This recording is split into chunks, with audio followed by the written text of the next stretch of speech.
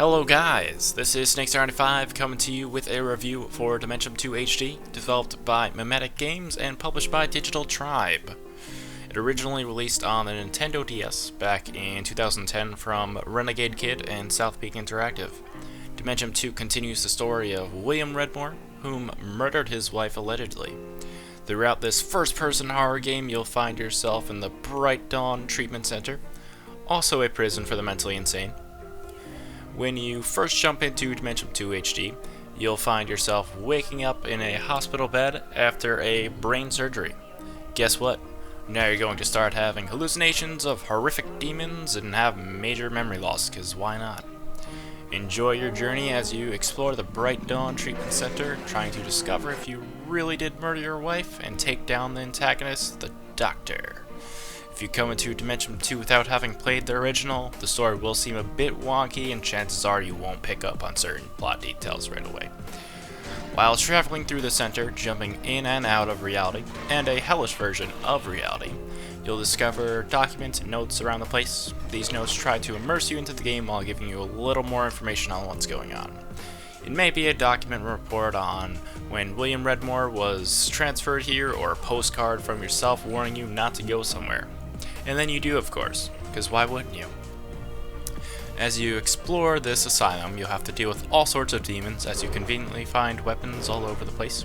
Here's a shank, here's a revolver, here's an assault rifle, why not a bone saw?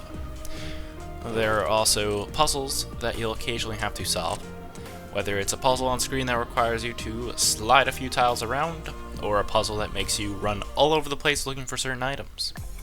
Fortunately, they weren't too tough and won't stump you, forcing you to look up a guide breaking immersion.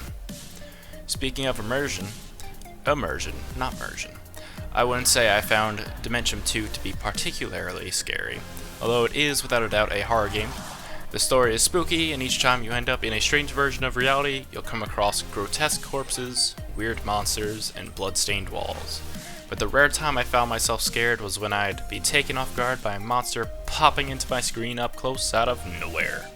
Otherwise, you'll just find certain monsters annoying with their loud screeching. Now, what's going to push you forward in buying Dementium 2 HD? The obvious pro here is going from the Nintendo DS version to this version. The graphics have been significantly overhauled. Everything looks better except for the cutscenes though. The cutscenes are still lacking. If you played it on the DS, you may enjoy playing it revamped with some nostalgia as well. It's an enjoyable action horror game and a successful port allowing for players to adjust their controls or play with the controller if they so choose. With all that in mind, what would make you pass on this one?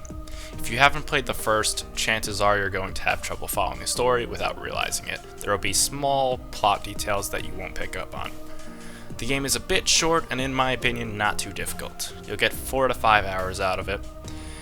While I won't put serious attention on it, I did come across one bug where I fell through the world and had to load a previous save. For the price of $14.99 you get an action horror game. It might be too late for it on PC, but it's a nice survival horror alongside titles like Amnesia and Outlast. If you're still unsure whether it's worth your money, feel free to check out my fresh analysis video delving into the first 20 minutes of the game. That's all folks, thank you for watching. If you were in this asylum, do you think you could escape? Because I don't think I would have been able to. I probably would have given up right away. Otherwise, this is Snake75, checking out.